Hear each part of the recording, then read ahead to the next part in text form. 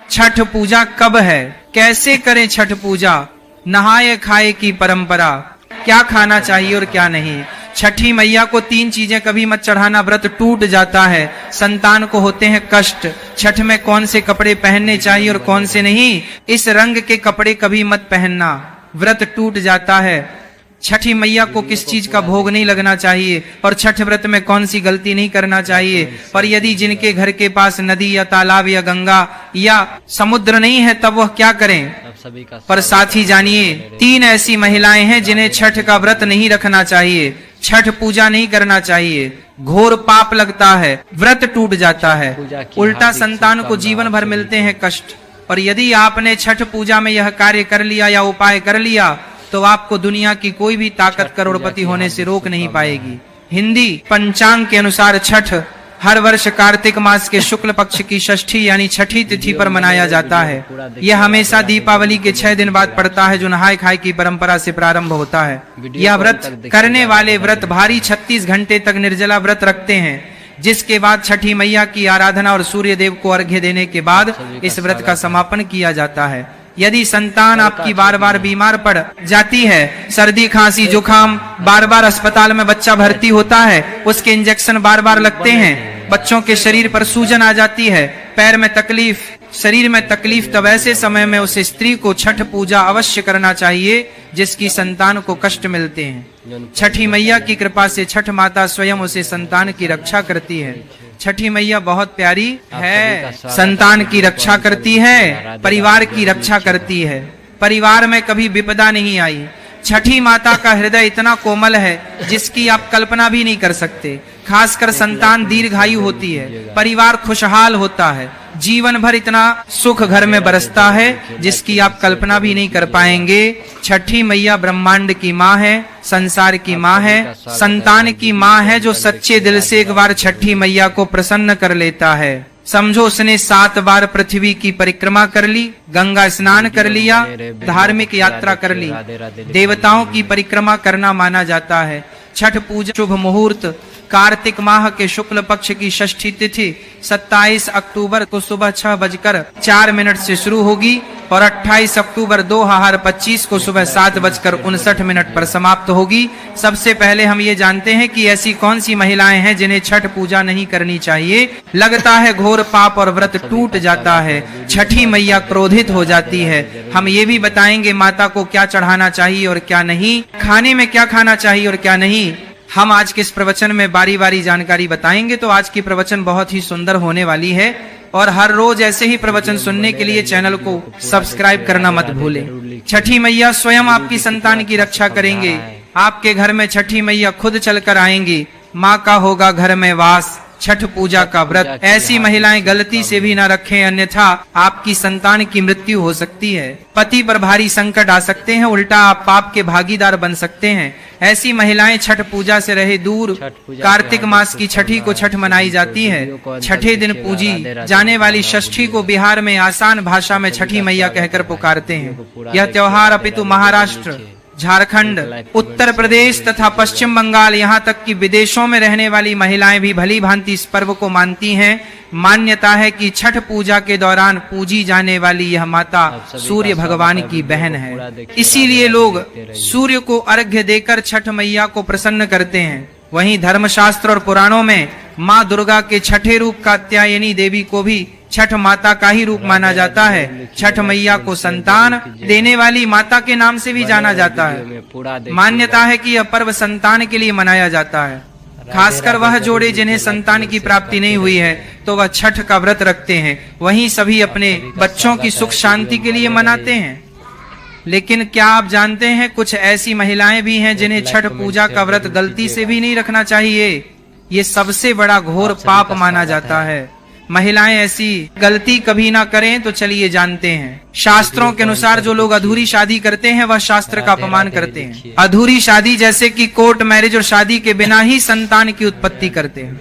ऐसे में छठ पूजा का व्रत ऐसे लोगों को अपनी संतान के लिए कभी नहीं रखना चाहिए, क्योंकि आपने हिंदू रीति रिवाजों के अनुसार 7 फेरे नहीं लिए हैं। और वहीं बिन शादी के जब ऐसे लोग साथ में रहते हैं तो समाज में ऐसा रिश्ता कलंकित होता है। बहुत से लोग ऐसे हैं जो भागकर शादी करते हैं और परिवार को दुखी कर देते हैं, माता पिता को समाज में कलंकित कर देते हैं, माता पिता को रुलाते हैं, परिवार को रुलाते हैं, समाज को बदनाम करते हैं। ऐसे लोग पूरे जन जीवन समस्त संसार के लिए श्रापित हैं। देखिए, परिवार को रुलाकर हमेशा रिश्ते अनर्थ होते हैं, रिश्ते जुड़ते नहीं हैं। इसीलिए जो लोग भागकर शादी करते हैं और कोर्ट मैरिज कर लेते हैं, 7 फेरे नहीं लेते हैं, हिंदू रीति रिवाज के साथ शादी नहीं करते, विवाह नहीं करते, तो उनके लिए ये व्रत उचित नहीं है। 7 फेरे का मतलब होता है आपने अग्निदेव का आशीर्वाद लिया, 33 कोटि देवी देवता का आशीर्वाद लिया, माँ बाप का आशीर्वाद लिया, परिवार का आशीर्वाद लिया, समाज को सम्मान दिया। मतलब अब आप पूज्य योग्य हैं, आप भगवान की सेवा कर सकते हैं, आप कोई भी व्रत आदि परंपरा के साथ कर सकते हैं। यदि जिस स्त्री को हल्दी ना लगी हो, जिस पुरुष को हल्दी ना लगी हो, ऐसा विवाह भी अशुभ होता है। शादी में हल्दी अवश्य लगना चाहिए, तभी ही आप व्रत आदि रख सकते हैं, पूजा पाठ कर सकते हैं, किसी भी मांगलिक कार्य में आप शामिल हो सकते हैं। इसीलिए ऐसी स्त्री किसी भी धार्मिक कार्य में तभी सफल शामिल हो सकती है जब वह अग्नि के 7 फेरे ले ले। ऐसी शादी को ही शास्त्रों में सर्वश्रेष्ठ माना जाता है। ऐसे में अगर आपकी अधूरी शादी है तो आप छठ पूजा कभी ना करें। आपके ऐसा करने से छठी मैया का अपमान माना जाएगा और आपको पाप लग सकता है। शास्त्रों के अनुसार इस व्रत को सच्चे मन से रखना चाहिए। अगर कोई महिला शौक में यानी बेमन से इस व्रत को रखती है तो उनके पति या संतान की मृत्यु या उन पर कष्ट आ सकते हैं। सच्ची श्रद्धा के साथ छठ पूजा का व्रत रखना चाहिए। इस व्रत के सफल होने से संतान सुख की प्राप्ति होती है, संतान को कष्ट कभी नहीं आते। छठी मैया करती है रक्षा, घर परिवार होता है खुशहाल। जो लोग छठ पूजा करते हैं तो छठी मैया उनके इर्द गिर्द, उनके घर के आसपास सदैव घूमती रहती है, उनकी रक्षा करती है, उनकी संतानों की रक्षा करती। जो बांझ महिलाएं हैं उन्हें संतान सुख की प्राप्ति देती है। लेकिन सच्चे हृदय से ही माता को पुकारे। छठ पूजा करने से सैकड़ों युगों के फल की प्राप्ति होती है, परिवार में सुख समृद्धि धन की प्राप्ति होती है। छठी मैया की पूजा से सभी मनोकामनाएं होती हैं पूरी। वहीं कुंवारी कन्याएं और पुरुष भी छठ पूजा कर सकते हैं। छठ पूजा का फल कई लाख गुना प्राप्त होता है। इससे व्यक्ति के सभी पाप खत्म हो जाते हैं और सुख समृद्धि की प्राप्ति होती है। छठ पूजा का व्रत पूरा करने से स्वयं छठी मैया आपके पूरे घर की रक्षा करती है।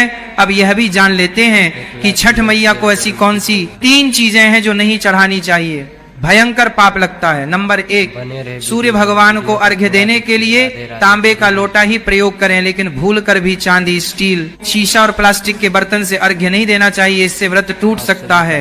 नंबर 2, व्रत के दौरान घर में कभी भी मांसाहार ना बनाएं और ना ही परिवार में किसी को खाने दें। जो लोग इस दिन लहसुन प्याज का खाना बनाते हैं और खाते हैं तो उन्हें छठी मैया उल्टा बर्बाद कर देती है, श्राप दे देती है। इस दिन छठी मैया को भोग लगता है, तो घर में यदि आपके परिवार में किसी ने व्रत रखा है तो आप भी लहसुन प्याज का इस्तेमाल ना करें। आप किसी और दिन को खा सकते हैं, लेकिन मांस, मदिरा, लहसुन, प्याज आदि ना खाएं। मान लीजिए छठ व्रत आपकी बहन ने रखा है पर आप दूर भी रहते हैं, तब भी आप लहसुन प्याज ना खाएं, नहीं तो उनका व्रत टूट सकता है। साथ ही साथ व्रत के दौरान घर में मदिरा आदि और धूम्रपान भी नहीं करना चाहिए। नंबर 3, छठी मैया का प्रसाद बहुत ही शुद्धता के साथ बनाया जाता है। उनका प्रसाद हमेशा ऐसे चूल्हे पर बनाएं जैसे ताजी लेपा गया हो। यदि गैस पर बना रहे हो तो गैस स्टोव को अच्छी तरह से धो लें, पहले से बने चूल्हे पर कभी प्रसाद ना बनाएं, इसके लिए नया चूल्हा ही बनाएं। नंबर 4, सूर्य को अर्घ्य देने से पहले कभी भी भोजन ग्रहण ना करें, घोर पाप लगेगा। व्रतधारी लोगों को पहले और दूसरे दिन सूर्य को जल देने के बाद ही भोजन करना चाहिए। व्रत के दौरान भोजन के प्रति मन में लालसा ना रखें, व्रत टूटता है। नंबर 5, छठी मैया से मांगी मन्नत अगर पूरी हो जाए तो आपको अपनी मन्नत का पूरा होने की विशेष पूजा जरूर करनी चाहिए, अन्यथा मैया के प्रकोप का सामना करना पड़ सकता है। नंबर 6, छठ का व्रत करने वालों को जमीन पर 4 दिन तक सोना चाहिए। छठ पूजा वाले कमरे में ही अपना आसन लगाना चाहिए। ऐसे में आपको छठ मैया का ध्यान करते रहना चाहिए। इससे माँ आपके व्रत को संपूर्ण करती है और कोई भी विघ्न बाधा नहीं आती है। नंबर 7, जिस जगह पर प्रसाद बन रहा हो वहाँ साधारण भोजन भी नहीं बनाना चाहिए, साथ ही साथ उस स्थान पर खाना भी वर्जित है। नंबर 8, प्रसाद बनाते हुए नमक का हाथ भी किसी पूजा की वस्तु या प्रसाद से नहीं छूना चाहिए। नंबर 9, पूजा के दौरान अपनी वाणी को बुरी बातों से थोड़ा दूर रखें। जुबान पर गंदे विचार भी नहीं लाना चाहिए। छठी मैया का आशीर्वाद पाने के लिए मन में गंदे विचार नहीं लाने चाहिए। नंबर 10, घर में पूजा के दौरान झूठे बर्तन और गंदे कपड़ों का ढेर बिल्कुल नहीं होना चाहिए। इससे छठी मैया क्रोधित हो जाती हैं और व्रत टूट जाता है। छठी मैया को साफ सफाई बहुत पसंद है। व्रत के दौरान अपने घर को साफ सुथरा रखें और गंगा जल से छिड़काव अवश्य कर लें। इससे पूरा घर पवित्र हो जाता है और छठी मैया का आशीर्वाद प्राप्त हो जाता है। आज हम आपको छठी मैया की कृपा पाने के लिए एक ऐसा उपाय बताएंगे जिससे आप सबसे जल्दी करोड़पति हो जाएंगे। मैं छठी मैया की सौगंध खाता हूँ, अगर आपने यह उपाय कर लिया तो आपको दुनिया की कोई भी महाशक्ति, कोई भी व्यक्ति करोड़पति होने से, धनी होने से, धन, ऐश्वर्य, प्रगति, सौभाग्यशाली, उत्तम जीवन साथी, धन संपदा, सकारात्मक ऊर्जा प्राप्त करने से कोई नहीं रोक पाएगा। ये उपाय आप कॉपी पेन पर लिख कर रख ले, आपके बहुत काम आएगा। हम उपाय बताने वाले हैं, उपाय को ध्यान से सुना, आपकी कायाकल्प हो जाएगी। ये उपाय छठ पूजा वाले दिन ही करना है। आइए जानते हैं उपाय। देखिए, एक नमक का पैकेट ले ले, पिसा हुआ थैली वाला ले सकते हैं, और एक पानी की बोतल और 51 रुपए की दक्षिणा तथा 100 ग्राम की सरसों के तेल की बोतल और 50 ग्राम सूखी लाल मिर्च, 500 ग्राम चावल और 500 ग्राम उड़द की काली दाल और 5 रुपए के बताशे। ये सभी सामग्री एकत्रित कर ले, किसी कपड़े में बांध ले या थैली में ले ले। सभी सामग्री को मिक्स मत करना, अलग अलग पैकेट में एक ही थैली में डाल ले। अब अपने शिशु के ऊपर से, संतान के ऊपर से 7 बार उतारा करें। अब यह सामग्री किसी गरीब व्यक्ति को दान में दे देना। यदि आप व्यापारी हैं तो आपका व्यापार 100 गुना बढ़कर चलेगा। यदि आप स्टूडेंट हैं तो आपका मन पढ़ाई में खूब लगेगा, सरकारी जॉब लगेगी, संतान की प्राप्ति होगी, विवाह में हो रही देरी तो वह भी पूरी हो जाती है। पूरा देखिएगा तो कुछ सीख के जाइएगा भाई। वीडियो को पूरा देखिए, कुछ सीख लीजिए भाई गुरुजी से, क्या सही तरीका है छठ पूजा करने का। तो चलिए फिर मिलेंगे दूसरा वीडियो में, तब तक के लिए बाय करते हैं। राधे राधे, कमेंट कर दीजिएगा।